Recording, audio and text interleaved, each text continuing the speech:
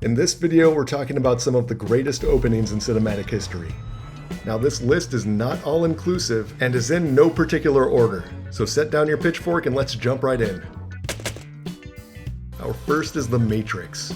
The movie begins with the police moving in to arrest our leather-clad computer hacker named Trinity. She turns and fights with some cool martial arts, but then hits us with this.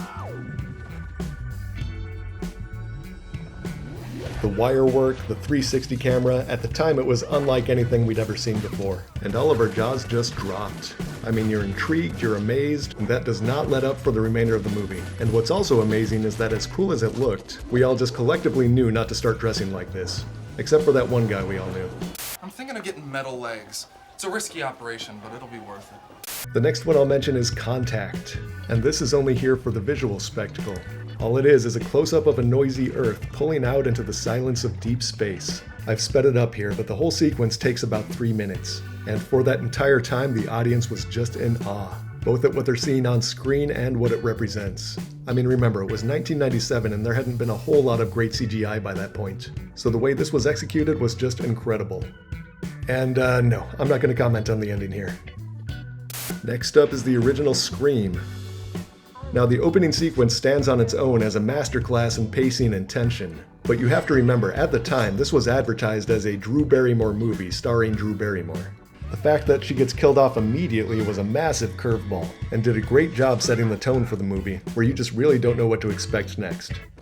Our next movie is Children of Men. This is one of those that always seems to come up when people are talking about their favorite movies of all time. And right from the start, it's easy to see why. It takes place in the not-so-distant future with society clearly having some problems.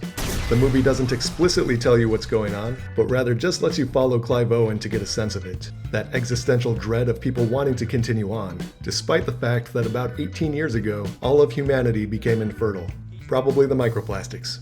In any case, it hooks you in and you just gotta know what happens.